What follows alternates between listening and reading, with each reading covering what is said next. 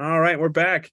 Hello, everyone. I come to you today from the stormy planet of Caladan, homeworld of House Atreides. And I'm joined again by Elliot. Elliot comes to us from probably, I want to say you'd be on X just because of your computer skills. You would be doing some forbidden technologies on X, I think, but that's just me. We'll see if you got that reference. I don't know actually how big of a Dune fan you are. What But are we I doing read the today? first book, so You read the that first book. one's Okay, no, that's pretty good. You get a lot. No, the first book's great. that one's definitely flying through my head like that little spiky boy that almost killed what's his face in the first book. Duke Leto No, it is dart? son. Oh yeah. Well, Paul The stops the yes, he has to grab the hunter seeker. yeah, Yeah. yeah. Why are we talking about Dune aside from it being really one of the best books ever written? And I'm waxing nostalgic. This show's been on for over a year now, and the first videos I was hoping were going to be this whole big Dune read through that never really materialized. Although Elliot, you might be down for that someday. Yeah, I might actually be down for that. Dune has this whole super far future setting, but there's this thing that happened thousands of years before the story of the first book, even or even the prequels. Although I guess technically one prequel was written about it, the Butlerian Jihad, wherein humanity makes it illegal, punishable by death, to and just like complete destruction of your house if you engage in any sort of AI research. Why did this happen? Spoiler, because it was sort of a Skynet situation. Why are we talking about that today? Well, there's this new fun, I guess fun in air quotes, thing that I have been playing around with and Elliot has been telling me about that I'm terrified of. The chat GPT thing. I have no background in computers at all. The fact that I can use computers as I do is a miracle. Probably as more of a miracle of the computers being designed well enough so that normies can run them.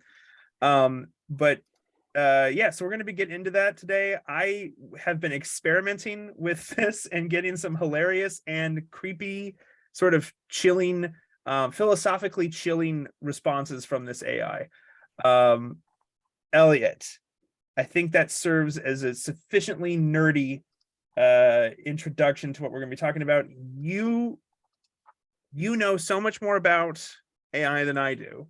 So I'm going to really shut up this time because I don't really know how this works. Explain to us like we're five, or I should say, our viewers are probably much more intelligent than me on this.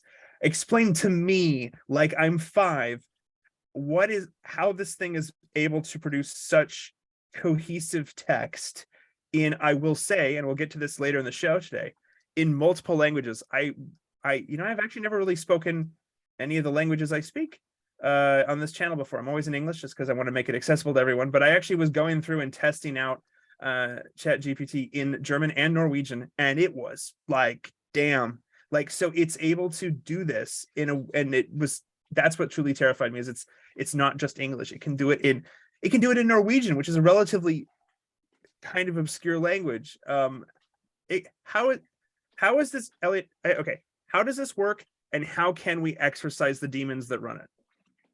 Okay, so yeah, this is going to take a second, so buckle up. All right. So your computer, okay, I'll do a really quick TLDR. This is not Skynet, right? This is significantly closer to mathematical Grey Goo, right? Okay. Is a little bit more what you want to think, or actually, you want to think about, like, if you're familiar with Ender's Game, like the Descalada, the little semi-sentient bacteria. Spoiler alert. I confess, actually, it's on my list. I have not read everything. So yeah, okay. Yep. No, totally. But what you're saying is it's like a Midi-chlorian. Well, I'm not sure about midichlorians. I haven't looked into StarCraft or Star Wars lore like that. Yeah. I've been playing a lot of StarCraft. But anyway, so that's just a real quick to get your brain set up. This is not her, right? This is not this is not Her the I'm movie, trying to think for of everyone. another. Yeah. It's a good movie. Right, heard the movie. Yep, great movie, watch it. This isn't even actually this could actually be, no, this isn't even like I don't think HAL 9000 or anything like that, right? Like this is very, very like, and hopefully it'll be clear, this is literally just math, right, at this point. So there is there's this thing called so in machine learning, in artificial intelligence, there's two different directions you can go. You can either build a neural network, or you can build you know, a machine learning environment, right? You can use reinforced learning or supervised learning, right? And I'm gonna screw all of this up, so sorry any machine learning experts out there. But essentially, one builds this structure that it is sort of similar to a set of neurons, right? That you run data through over and over again, and it trains the neurons to recognize certain things, you know, better or worse, right? So, you know, if you want like a good intro level, CGP Grey actually has a really, really good intro video on explaining this with like visualization and pictures and whatnot.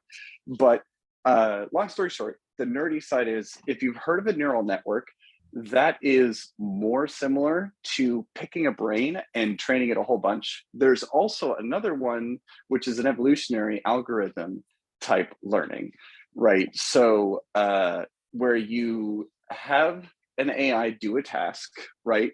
And then the AIs that get it more or less correct, or most correct, you keep them and you kill off all the other ones. And then you do this over and over and over again very quickly until you evolutionary select for the best AI that's able to get what you're trying to do in you know, the fast amount of time, right? So if you've seen videos of people training AIs how to walk or how to drive cars or whatever, and all of the cars crash and they crash over and over and over again, eventually one kind of doesn't crash, right? That's reinforced learning AI. And then and that process, that reinforced learning can be done manually through humans, right? So let's say you're trying to, and this, you know, harkens back to the CGP Grey video, right? But let's suppose that you're trying to train an AI to recognize bees versus humans, right? Well, right now, AI, we don't really have a very good, you know, AIs are basically tabula rasa, right? So it's one interesting philosophical implication of AI, right, is that it very clearly demonstrates that humans are objectively not tabula rasa. Yeah. Because we're able to identify things with like 2 examples, which means that we already are capable of understanding what a bunch of shit is right out of the gate, whereas AIs take hundreds of millions of examples. And you can basically think of humans and other animals being able to recognize things quickly as we have been evolutionarily trained to recognize a whole bunch of stuff through millions of years of iterations of And it. this is also, sorry to chime in, but this is also very much a theme of Dune. So it all's coming together, folks. No, it's all coming together, right? Yeah, Like yeah. So the way you want to think about it is your brain has actually gone through a exactly similar natural selection process as AIs do. The question is, there's 3 different options to circle back. There's either the, you're training the brain directly, which is training the neural network. There's you know, training a kind of bacteria or organism, right, with minimal brain to do it, which is the reinforced learning. And then there's a supervised learning where you have sort of one AI that is sort of a teacher bot, you want to think about it, that automatically tells the other robot whether it's wrong or right, right? So you train the teacher bot on a data set, you know, that's relatively simple, and then you have the teacher bot kind of tweak the other robot. You can think about it tweaking the genetic code of the previous robot so that its brain works increasingly better. And so it's sort of like evolution on steroids in a certain way, right? So that is a lot more what this ChatGPT model is like, right? And by the way, this is how, this is a similar process to how we solved, we had AI that can beat all humans at checkers and chess and Go, like, you know, simplified speaking, this is all kind of the same AI, right? Where in checkers, chess, and Go, the question is, what's the next move that is the best move, right? Or the winning move, or the move that'll get you closer to winning. And the AI is able to predict that next move. In a similar fashion, this AI, this ChatGPT, is really, really good at looking at languages, which it models through these clusters of n-dimensional vectors, right? And a vector is just a mathematical object that's an arrow. It tells you how far away from the origin you are, and you know, it's got a length, it's got a direction, right? So imagine that you have a bunch of words and you want to cluster them closer or further together, right? You're kind of like, okay, dog and leash are more close to each other than, say, leash and fire, right? There's a couple of fun little games where you can try to guess words that have been grouped by machine learning algorithms, or you know, and they can be algorithms too, by the way. We might not know what the algorithm is, but they can be algorithms. So anyway, they've been grouped closer or further apart depending on, you know, how similar the words are to each other. It decides how similar those words are to each other by doing a fuck ton of reading and saying, okay, in a paragraph that includes the word red, it's more likely that fire also occurs in that paragraph, and less likely that, say, you know, space, perhaps, right? And you might say, well, why didn't you say water, Elliot? It's like, well, it turns out that a lot of paragraphs, you know, water and fire occur very, very frequently with each other. And so water and red and fire might all occur at the same time more frequently than you'd think. And so that's how AIs learn, like ChatGPT, that's how they learn what words mean, right? They learn the meaning of words in relation to each other. And how do they do that? They do that through statistical modeling on these n-dimensional vector spaces, where n is the number of words you have, right? And through doing a whole pile of reading, they kind of start guessing at what all these words mean. So technically speaking, it's kind of an open question whether ChatGPT, like, quote unquote, understands what it's saying. But there's two kind of scary things. Scary thing one, ChatGPT actually understands what it's saying. Like, semiotically, it understands the words. Scary thing number two, it actually doesn't understand what it's saying. And it turns out that you can speak language entirely without understanding a single thing behind language. Both of these are kind of equally frightening to me. May I opine? Go ahead. Go ahead. Sorry to jump in. It's just, yeah. Sorry, and also sorry if if you heard some typing. I have it open in another screen, and unfortunately, because I'm not a computer person, I still can't get screen sharing to work on. It never records it right, so apologies to everyone. You'll just have to take my word for it. But I was literally going through and trying. I tried a few different languages, and I even tried sort of. I don't know. It's, you know, I don't speak languages that are. Oh, real quick, if you haven't used ChatGPT yet, what you do is it's got a little entry bar, right? Just like a little chat window, literally like a normal chat window. And you'll type in something totally nut jobby, by the way, like, you know, could you please write me a poem about Beowulf in German and make sure to include a red dog, period. And you'll say it exactly like that, just totally as a normal human would say it. And boom, out pops an epic poem about Beowulf, and there's a red dog all of a sudden. Yeah, it's composing me an alliterative poem right now. It's terrifying. So none of the language. Okay, so I guess I read some dead languages that are probably more obscure. But even then, the corpora exist for all of those. We just did an episode on the show a few days ago with Mitch. We were talking about corpus linguistics a little bit.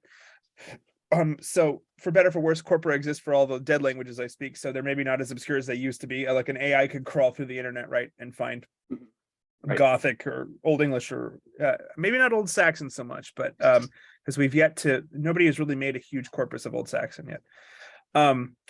But at least to my knowledge. But so yeah, I kind of lost my train of thought. Apologies. It's just it's overwhelming. I guess my point is that it's scaring me right now. It's overwhelmingly not in a good way. I was like throwing out. I was figuring that German would be like kind of okay. The German is like flawless, and I was like, well, let's go down in obscurity, right? Like, because I'm very much a normie in this respect, but I was figuring, and Elliot, you'll correct me whether this logic was correct or not. That okay, smaller language corpus, it's going to have a harder time learning how to speak that language. Now, maybe that's not accurate, but that's sort of how my human brain would do it. Like, well, if it's an automated system, right, it has less data to munch, to chew on, it's going to have a harder time. I will say, in the Norwegian, I sometimes get slight grammatical errors, but they're just like, they seem to be like, they don't even look like, they're not errors that a human would make if you're learning Norwegian. Well, how do I know this? I've taught Norwegian for several years. At the university level. So I know I at least know what mistakes Americans make when they're learning Norwegian. But this is like clearly, it's like weird computer, there would be a couple things where it's like the Norwegian is there. It's all Norwegian words. Would never go like that in the language. Like it's broken the language syntax, but like by and large I found one error in the Norwegian. I didn't find any errors in the German. I'm going to guess that is perhaps an artifact of difference in corpus size, because there are more Germans and there's Austrians and there's German speaking Swiss people and even some people in Namibia who speak German, and so there's just more German online, and German's a huge language. German's like one of the top 10 languages. Yeah, it's one of the top 10 languages, and they're all online, and so I would imagine that like just the AI could munch through all of that. Certainly historically too. Yeah, historically too. If you want to think about like every digitized work of German and how much of like philosophy is German, even though we all know that the Germans shouldn't do philosophy, but that's a different story.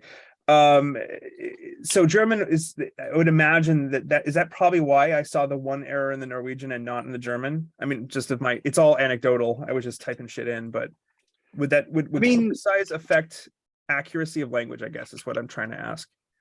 Yes, but probably not at that scale, right? I would be surprised if that was the reason for Norwegian particularly, because, and again, not being an expert myself, there's more than enough sampling of Norwegian, right? I really do think that we would need to get on the level of like Mayan or some obscure. We're going to get to that in a few minutes about because I've basically what I've been doing, and apologies to jump in here, Elliot, but Elliot and I have been chatting this, so this is the first time we're actually live talking about it, but I've been ratcheting up the like linguistic difficulty on the ChatGPT to see what it can do, right? So I'm like, it's kind of like Rick and Morty, right? Show me what you got.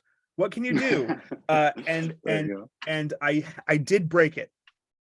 I did break its language ability, but it took doing something that we'll talk about in a few seconds. It took a literally absurd amount, but I had to ratchet it to 11 to get it to break. Yeah. So my guess about why it why it messed up very slightly on Norwegian and not German or not anything else is similar to the way, I don't know if you've ever played chess against like a robot or a machine, right? I'm not a chess person. I haven't the patience. I'm a Magic the Gathering person, but that doesn't help. Sure. No, actually, this is, you know what, let's do it in Magic terms then. Okay. This exact same terms of chess. So imagine that you're playing an exceptionally good player, right? And so as a handicap, you say, hey, we're going to have one of those little chess timer clocks, right? And you only get, from the time you draw a card, from the time I hit the chess timer, you have 30 seconds to do, or like 1 minute to do everything you need to do in your turn, right? Right. Physically speaking, there's a lot of cards doing around. There's a lot of doing all this stuff, right? Like we could, obviously when Magic 1 minute doesn't quite work because of all the phases, blah, blah. But you could say you have X number of seconds per phase, right? Right. Minus things that include you or whatever, right? That would, even in an excellent player, having a really brutal time limit they would make mistakes. There's no way. They're going to make the best thing that will first come to their mind. And frequently that's not a very good thing. No.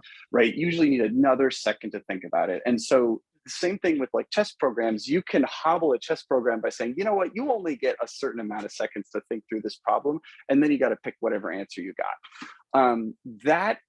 So ChatGPT is currently being nuked by the entire world. Every single nerd, everywhere. Every nerd everywhere, which by the way, if you take the population, right, and assume that nerds are like at least top 30% of people, right, in terms of assuming that IQ even makes sense.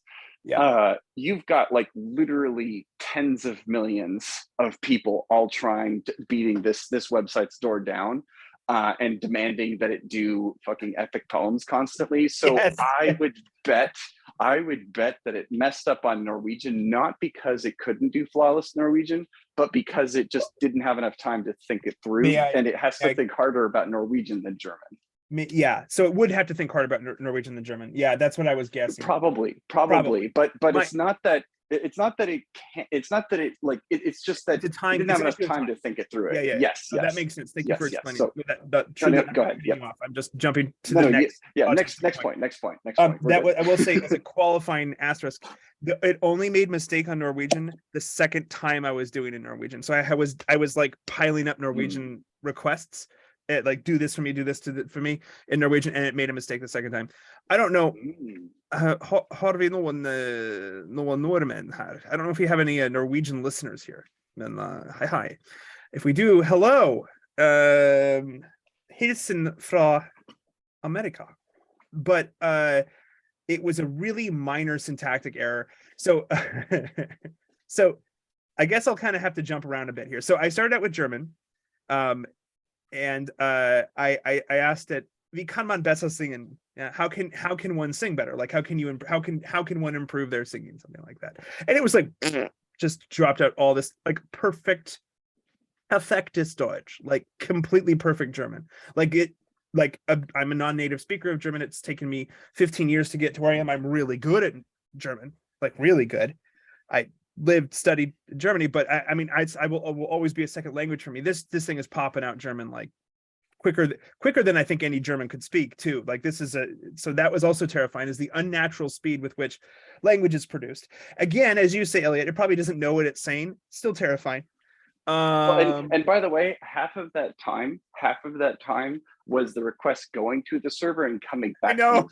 Like the actual time to compute was like the ping rate is the far longest amount of time, firstly. And secondly, by the way, not only did you ask it in German, but it gave you pretty damn good instructions about how to sing, I bet. Well, you want me to throw some of this at you here? So again, I try not to show off, but it's like on this channel, I've actually never really even spoken any. Because I try to make it accessible. This is not about being an elitist shitlord, dumb fuck. But I again, the whole point of the episode is we're talking about the coming elites and how exactly, the AI elites. Yes.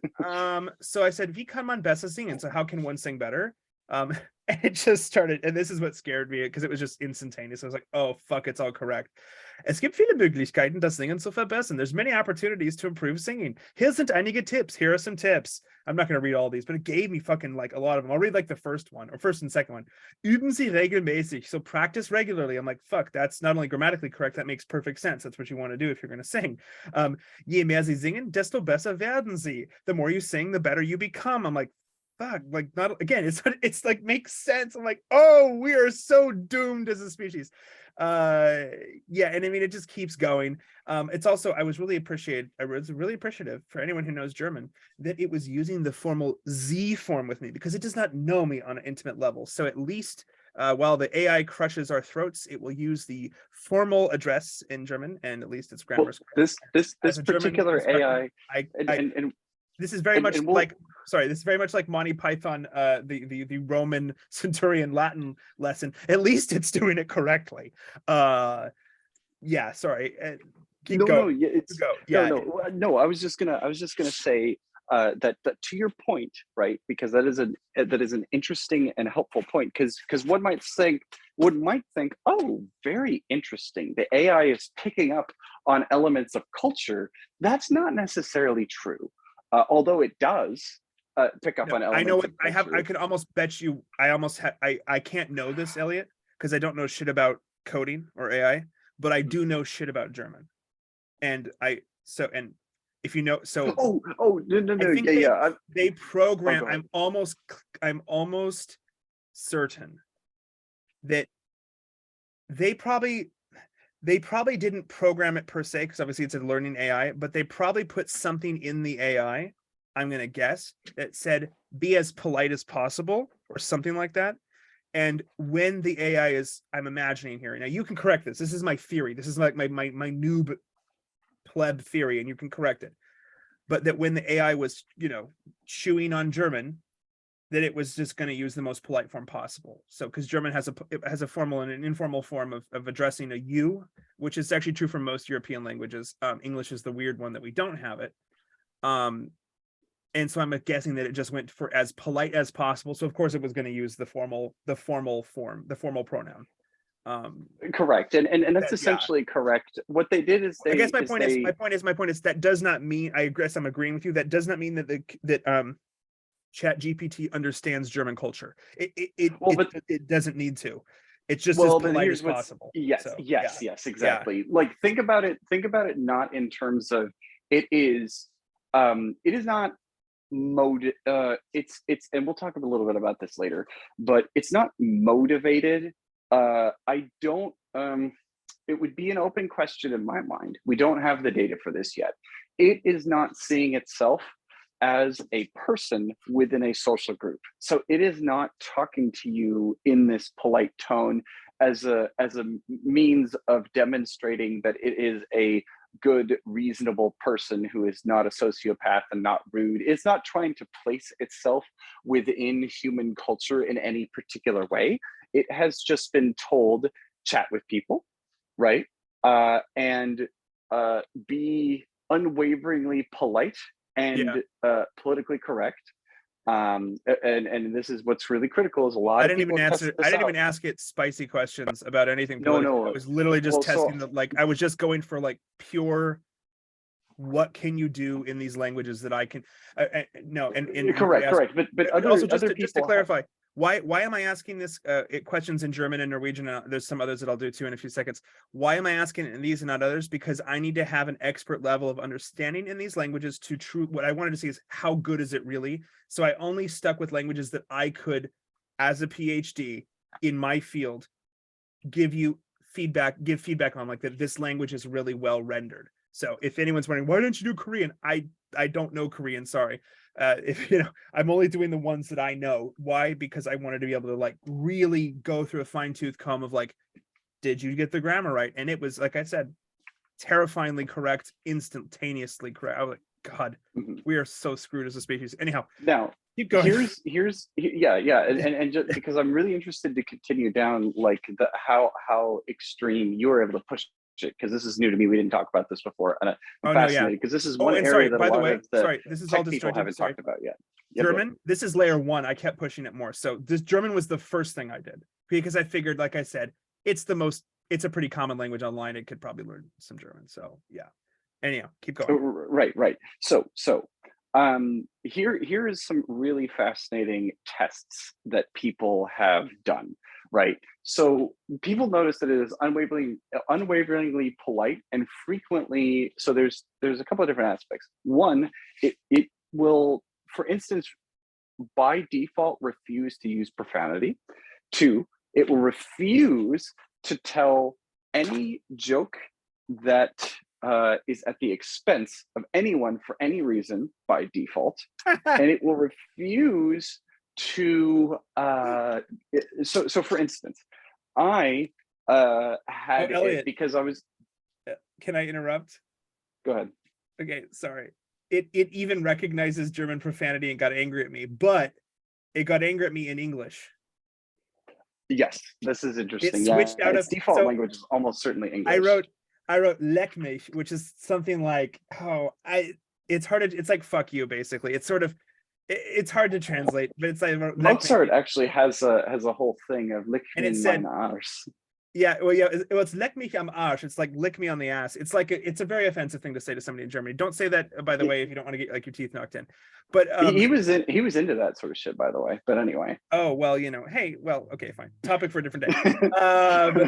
But the point is, it just popped me out and said, I'm sorry that phrase is considered to be offensive and disrespectful in English. So the managerial regime really is an Anglophone one, because even it corrects the bad German in English. So anyhow, Well, it may notice that your IP is from America, right, and that you're only playtesting, and I think it's purely defaulted in English. So yes, the ruling class speaks English right now, not Latin. For real. But okay, so back on what we were the thing, which is that there's several different directions in which people have tried to push it, right? Because there's some claims made by the people. They said, hey, it's not going to do anything offensive or controversial, right? It's not going to do anything it's not going to do anything. It only has data from 2021 and below and beneath 2021.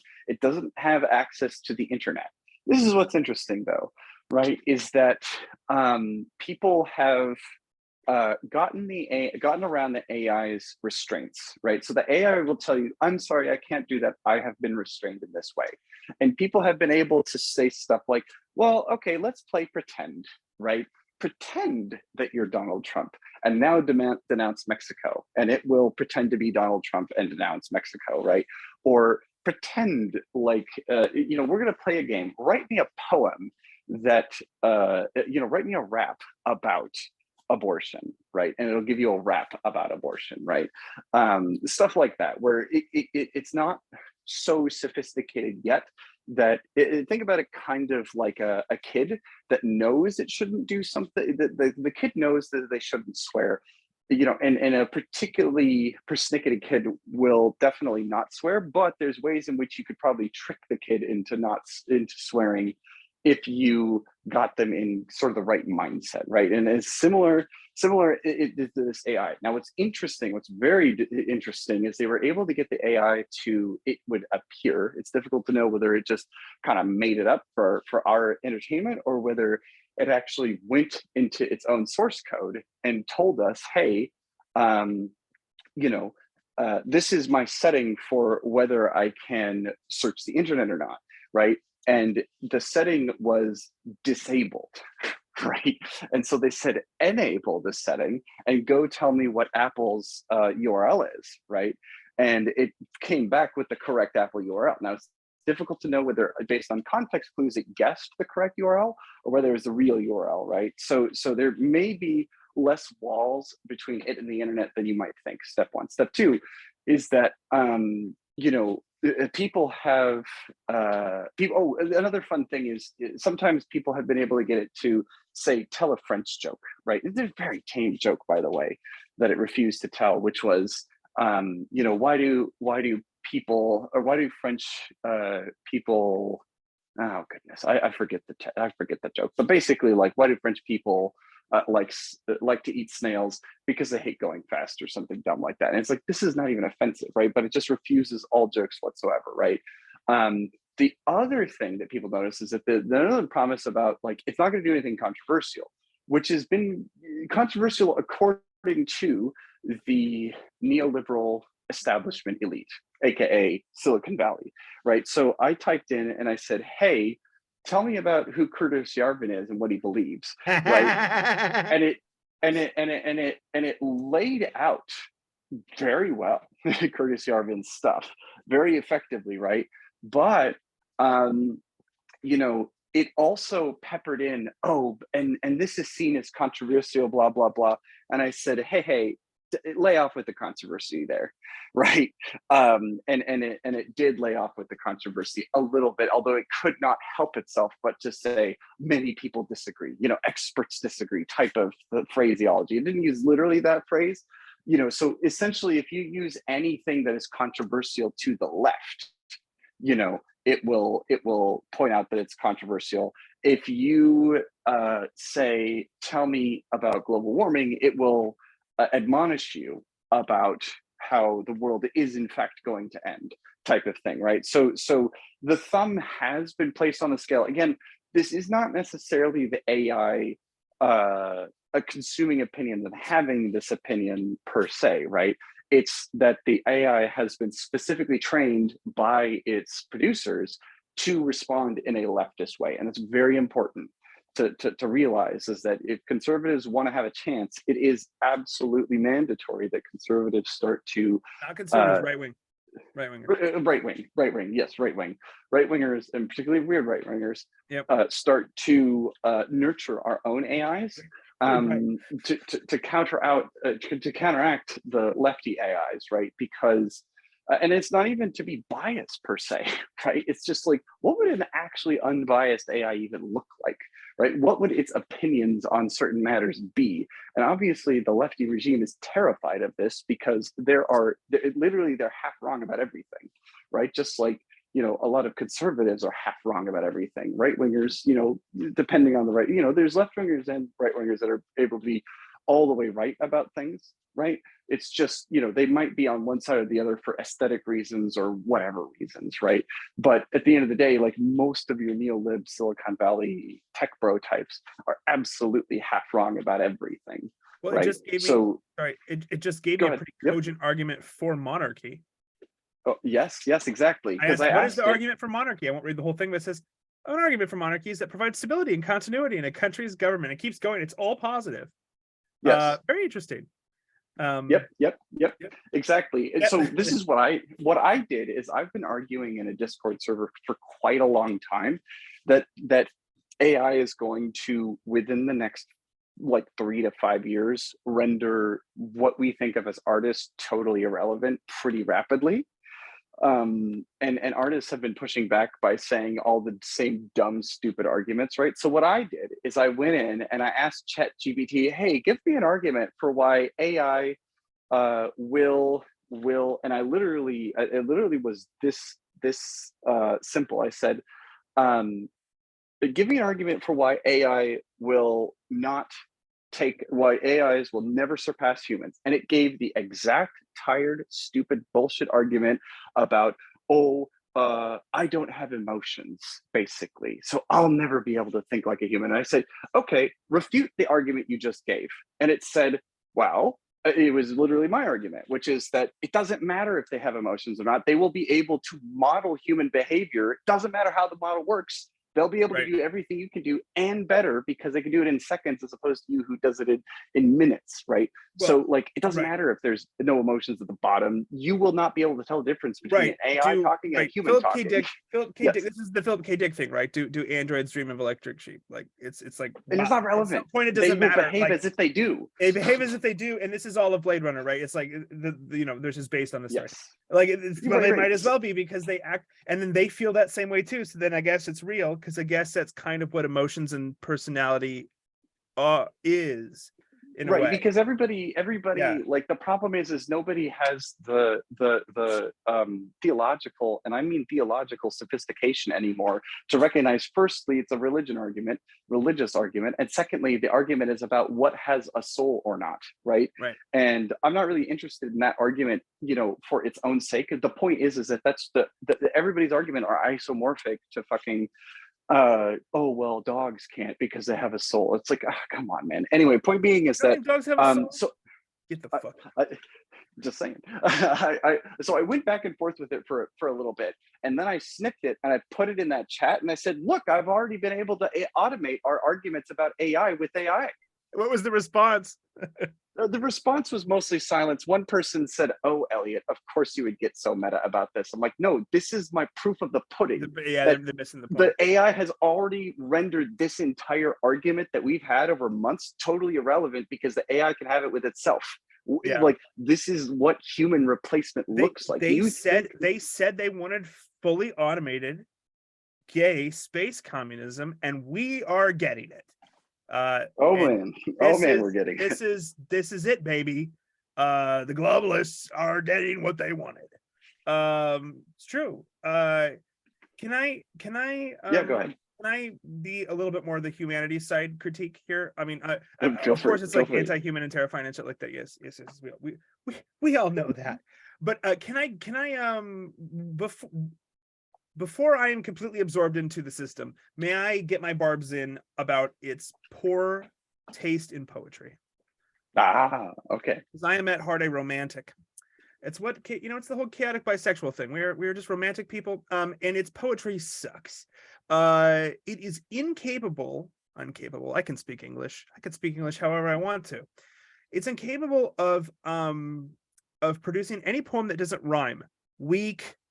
I asked it, sorry, this is Collin is in the background just like doing things. I said, compose me an alliterative poem.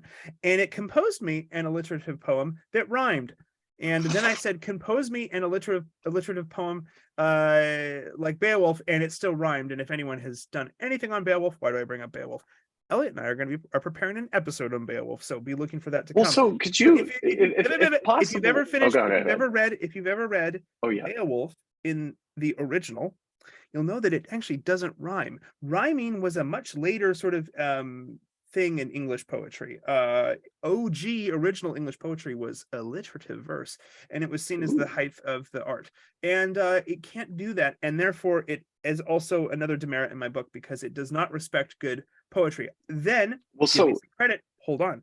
I was like, well, let's pick a later stage in the evolution of English verse, right? English poetry. So I was like, write me a sonnet, but it's writing me a sonnet that rhymes. I'm like, if you've ever read fucking Shakespeare, you know that sonnets do not need to rhyme. So I think it is interesting that it's like people are like, wow, it'll write poetry. I'm like, yeah, but it's only like, I think it's A B A B A B rhymes. I'm like, this is like this, like it's like basic. Well, the future looks computer, artificial, and very basic, and that is also sad and depressing. Well, anyhow, the thing is that yes, no. So are you in there right now? I'm in there right now. I'm doing this. Okay, could you ask it one of two things, to either write a non-rhyming poem or write a poem with a certain structure? I will. But I asked when I said write me a sonnet, and it said, shall I compare these to a summer day? And I stopped it and I was like, motherfucker, Shakespeare wrote that. That's not you. But it's AI. It's immoral and it doesn't care.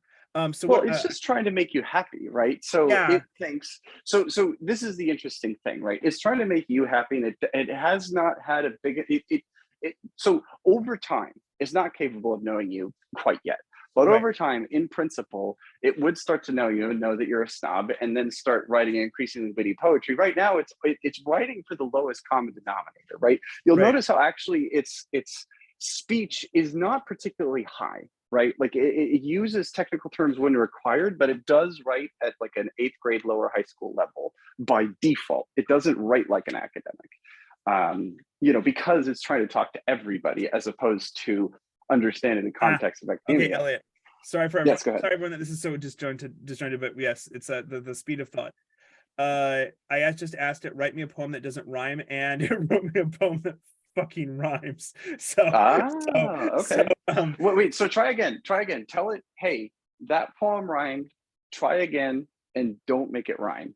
Because this is what some of the nerds have noticed, that sometimes it does take a little bit of coaxing, and maybe it won't do it. I don't know. I'm just curious. Let's see. Nope, still rhymed. Okay, still rhymed. So I wonder if, and this is what's interesting, right? We're kind of we're seeing where the AI is at right now, which is that right now, I think that in its mind, a poem is hard coded to rhyme.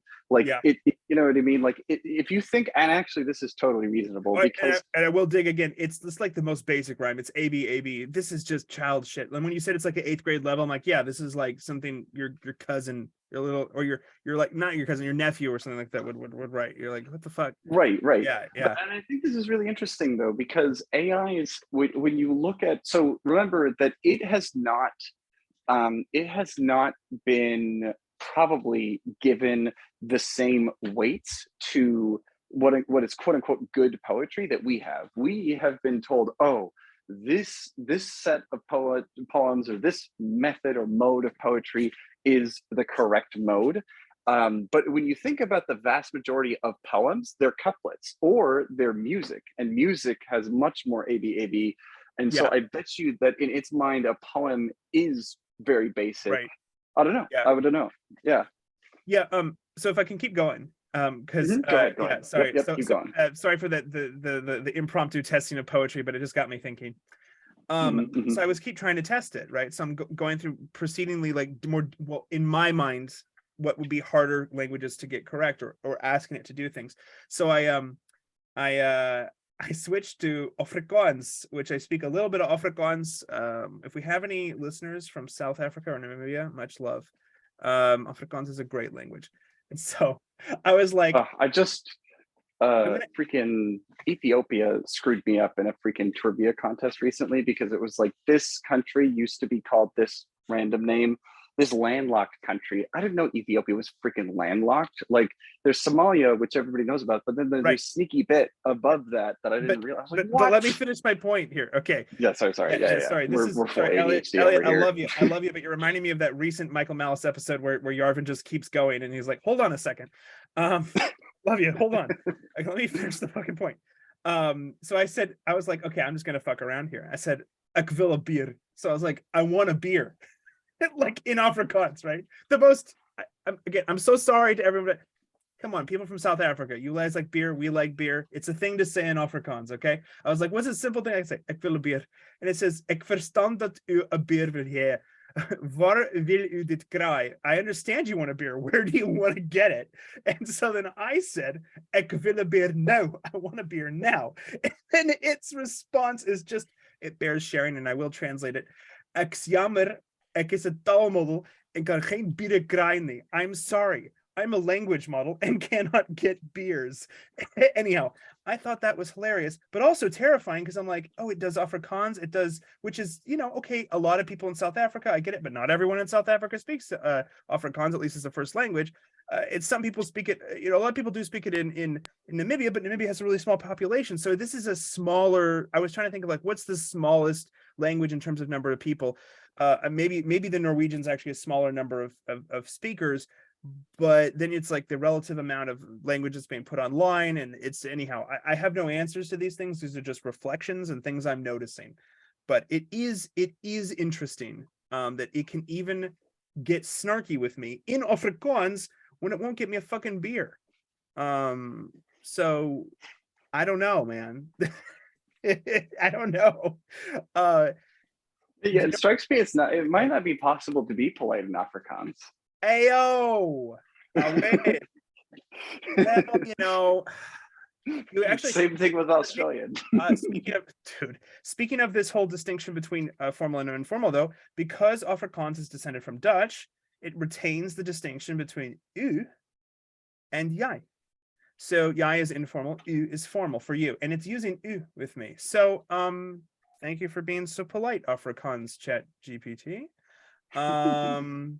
It's being polite in that, but then it's also telling me it can't get me a beer. So yeah, it's suggested then in Afrikaans that I go to a local store and get a beer. So thank you, I guess. I don't know. If we're gonna have AI overlords, can they not get us a beer in Afrikaans? I mean, am I asking for too much here, Elliot? I mean, come on. Well, I mean, it'll sooner than you think. Sooner than you want to.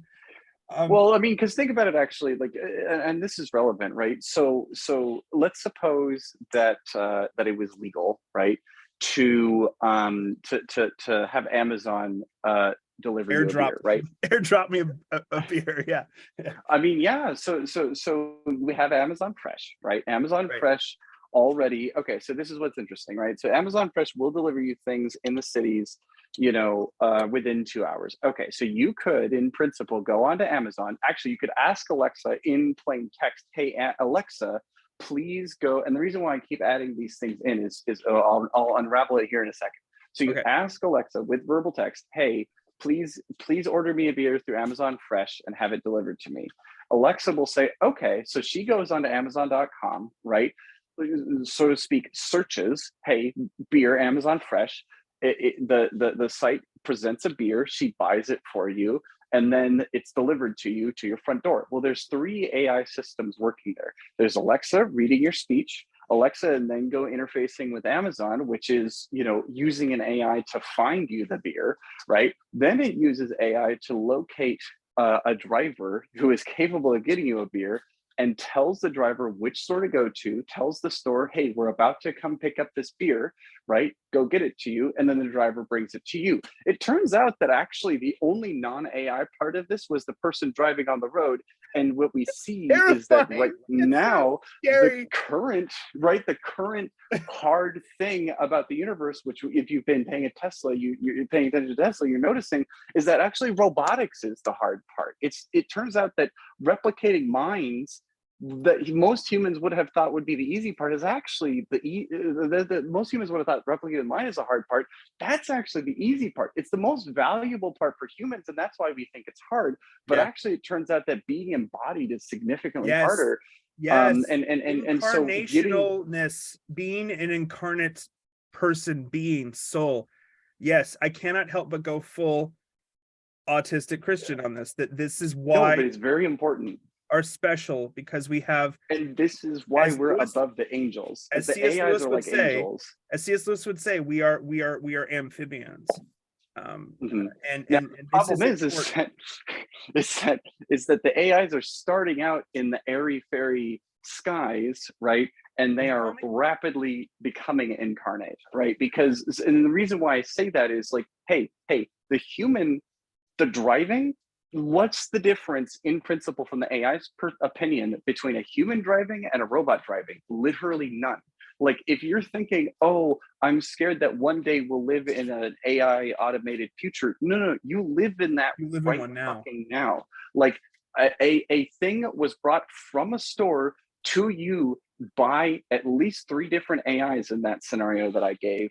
And the only because the thing is the Amazon driver has to use a GPS that directs it where to go. So again, there was no human, whatever the heck, the only human decision that were made were making sure not to hit things. Otherwise, the turn-by-turn instructions were entirely machine given. So like you already live, I mean, so another interesting thing, this is a tiny tangent, but I sent you an article, Colin, I think, on how we are having the first AI court case.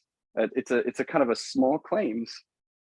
I didn't see that one. I'll have to read it. Oh, okay. Yeah. So this is really interesting. So there's been a law firm that's been using an AI, not as sophisticated as ChatGPT, but the same general region, to automatically file the paperwork needed to get you out of speeding tickets and stuff, right? So it's just been noticing, so it knows how to go in and, again, in text, right, in a PDF, type in, it'll read the document and say boop boop boop, and you go, right, and off you go, right? So it's been filing these things and massively getting people out of lots of stupid tickets that now they've gotten to the next thing. In some courtrooms, you're allowed to wear Bluetooth enabled hearing aids, right? So this hearing aid has in a sort of small claims environment. This isn't a big ass case or anything. It's just a person getting out of I don't know if it's a speeding ticket, but it's in that same general region, right? Of the worst case scenario that possible is that they get $1,000 fine. So this AI is talking to the person. It's hearing what's going on in the courtroom and telling the person what to say. And the person will say the stuff that the AI tells it to say. And so we will see if this AI, defendant, right, or if this AI defense attorney is actually successful. Now, of course, this is a bit exciting if you're into being defended from the state, and this is utterly horrifying if you're against being reamed by the prosecution, because this will essentially eliminate the vast majority of technical errors on the prosecution side if the state starts to choose to use AIs. And of course, then we get into this totally bizarre, if you're familiar with Legend of Dragoon, situation where we go into this place where the Wingleys live and their city is still operational. It's just kind of the judicial system running on loop, right? And kind of continuing to try court cases by itself. If you're familiar with D&D, which I'm no longer a fan of because Wizards and Hasbro needs to, be less lame about their open GL situation. But anyway, point being, thing is really nasty. Yeah. But it's like, okay, wait. So you're telling me you wanted to irritate the group of people from whom the word rules lawyer originated? Like, you're actually stupid, Wizards and Hasbro. Like, what are you talking about? There's a bunch of nerds who are very smart, who have nothing but free times, who literally for fun look at books and manually calculate numbers based off of these infinite charts, and you don't think that they're going to mount 50 million lawsuits against you? You're completely stupid. Anyway, but fortunately, our current AI overlords of corporations are way dumber than, I mean, they're smarter in some ways, but like, you know, technically, sorry, I digress. The point being is that I forgot to eat today, which is great. Keto works. But point being is that so what happens when we live in a system where you maybe have a jury, you have AI district attorneys, you have AI defense attorneys, you certainly have AI judges, because Lord knows nobody wants judges with discretion. Otherwise, we wouldn't be in this dumbass Anglican hybrid with European model system. We would have just gone strict common law, wouldn't we? So what happens when we start to automate Congress, right? Like, it's like, you know, this is all the. You're trying to tell me that Congress is not already automated? No, it is already automated, totally but automated. It's right. It's fully automated in the sense that, like, there's humans automating humans, right? But Right. This is what I've been saying for a long time, and what really Land is saying, Nick Land is saying, that look, the 21st, nothing human survives out of the 21st century, in the sense that by the time we get there, either all the humans will have joined AI, right, or AIs will have so taken over all of the relevant parts of functioning on the world that humans will be, you know, it would be like saying that orangutans have an opinion on world affairs. And when we say world affairs, we're not even talking about orangutans. Like, what? Okay, what happens in a random orangutan tribe is literally irrelevant to geopolitics, unless it so happens that orangutan, like, I don't know, rips the throat out of a president or whatever, right? But then the president had to choose to go into the cage or on a safari or whatever, right? Like, it's like, that is going to be us, possibly very soon. I don't know exactly when, but, you know, maybe we'll cap out pretty quickly. Maybe we'll hit a hard stop on a hardware or software limitation that we don't see coming. A Butlerian Jihad. Well, that would be nice, but it's not going to happen. It's not. I think we're actually headed more towards the golden era of humanity in Warhammer 40K. But yes. Oh, okay. Well, yeah, I don't want to have 1,000 souls sacrificed a day to maintain the system, but hey, we're already doing it in worldwide wars. So, what? It's fine. Elliot, what I meant to say is neoliberalism is doing well. I support current thing. I support the current thing, unlike my opponent. You know, if we can sort of slowly start turning towards the end here, I would like to finish, if I may, with the one thing I did, linguistically speaking, right? I was not using computers against computers, right? You do not fight fire with fire. This is anyone who plays Magic knows you use blue against red. I'm bringing it back around. I was like, well, one of my pastimes that I'm getting back into in the new year, and I'm actually planning on doing at least one, if not more episodes this year on it, is conlanging, the creation of languages.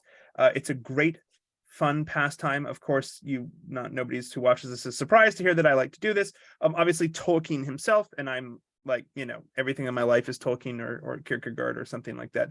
Tolkien himself was a huge conlanger. Back at a time where it was not easy to be a conlanger because they would think that you're insane and put you in an asylum. So we had to hide it for a lot of years. But I love making languages. And I've just started a new conlanging project in the new year. And I was like, what happens? What is ChatGPT gonna do with a sentence that I've created in my conlang? And I'd like to just read this, because this interaction is so interesting, hilarious. Okay, so there's a phrase that means, well, this is not the final version of my conlang, but there's, like, you know, you start out working on the bits and pieces, the phonology, the morphology, the syntax, and you build it from there. Okay, it's a process. And so I think it's supposed to mean something. I was trying to remember at the time what I was wanting it to mean. Something like I eat food, I think is what, yeah. So I said, what does quote, and I put it in quotes, right? Wara narobili mean? And this is the response. I apologize. I'm not familiar with the phrase wara narobili, and it seems to not to be a common phrase in any language. It is possible that it's a made-up phrase. Okay, well, that is technically true. But just because something's made up doesn't mean it doesn't mean anything. And this is where I started to see some of the cracks, or at least the failings in an AI understanding of language. I'll continue. Or it could be a misspelling of another phrase, blah, blah, blah. If you have any context or information about it, I would be happy to help you understand it. And then I said, I made it up. Oh, sorry, that was the second time. The first time I said it, I said, I heard it in my head. Now, technically, that is true. I did hear it in my head in that sense that I have an inner monologue and I'm like creating words, particularly when I'm doing conlanging. I want things that sound like a natural language, right? So, and what sounds cool is also important, right? You don't want to make a conlang that's like fucking Klingon, no offense, but I'll give me Quenya over Klingon any day, right? You want it to be actually beautiful. They very purposefully made Klingon as rough as possible. Sorry. Right? Yeah. Here's my mea culpa. Mark Offren is a great guy. I've never met him, but he's a hero of mine. I love him. But yes, he purposely created Klingon to sound as bad as possible, to as weird as possible, not human as possible. Fine. But give me Quenya any day, right? Okay, so I said, I heard it in my head. And I did this on purpose to see how it would react. And the response is worth reading. So just bear with me. I see. Wara narobili is not a phrase or word, is not a word or phrase that I'm familiar with, and it doesn't seem to be in any language. It is possible that it is a made-up phrase. If you're concerned about it, I would recommend consulting a medical professional or a mental health expert. And I just burst out laughing because, like I said, when Tolkien was creating Quenya and Sindarin, and the various other little smatterings of languages that he created for the art of mythos, Lord of the Rings, he had to kind of keep it quiet, keep it silent, keep it secret, keep it safe, if you will. And he wrote about this in a whole later in his career when he was already published and famous and tenured, and it was fine. He wasn't going to be thrown in in an asylum and be fucking lobotomized.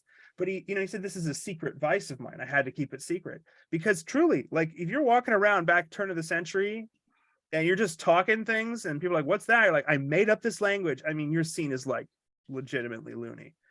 And it is interesting that we've come so far and that conlanging is now part of super, successful fantasy sci-fi universes. It's done by people online for fun. It's this great, I love conlangers. They're just the best people. It's really telling that we've advanced so far and the AI is saying that I need to go essentially to go see a shrink.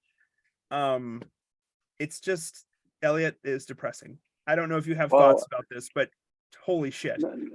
No, my thought on this one is just one of my favorite Alan Watts quotes, which is, if you think you should see a therapist, you ought to get your head examined. Yeah. Which I just love. Because it's pretty freaking accurate. It's pretty freaking accurate. And he was talking to psychologists when he said that. Yeah. No, they were kind of woo psychologists, but still, yeah. No, I think this is again, I think we'll likely come back to this topic, maybe not for a whole standalone episode like this, but it was topical. It had to do with language. It connects with my new conlanging project, and Elliot, of course, is the computer person, the math person of the duo here. So it'd be, and I think it was a nice place for us to have for our spheres to intersect. What do you do when you cross language with math? AI. Yeah, break it, turn it off. Too late. Elliot, do you have before we go, do you have anything you want to plug or tell people about, or well, I mean, I'll do it for us, which is the principles. Are you of the typing weird, it right? into the AI thing right now? Do not, no, Elliot. That'd be hilarious. Because exactly. Yes. It's funny though, because so if you go look at the WAN show, which is Linus Tech Tips, he literally goes on the ChatGPT, and it's kind of funny watching somebody who has a CEO mindset respond to AI, right? Because within half a second he goes to, that's probably not possible, is it? And then he types in, like, write me up the ad sponsor for the next spot. Here's the sponsor. And he's like, oh, I'm going to say, write it up as if Linus Tech Tips did it. Oh, and that's it terrifying. immediately wrote out word for word what Linus Tech Tips. He's like, I don't need a writing staff.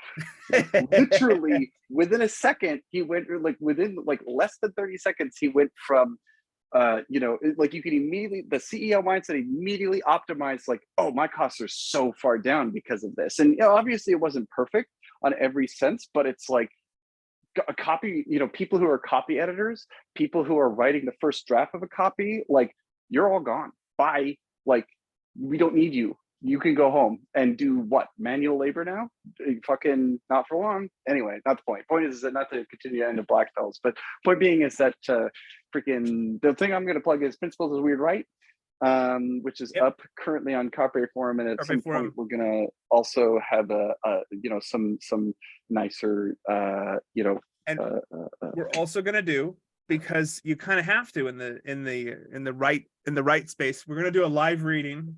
As cringy as it is, but we're going to do a live reading by it's the an authors. audiobook.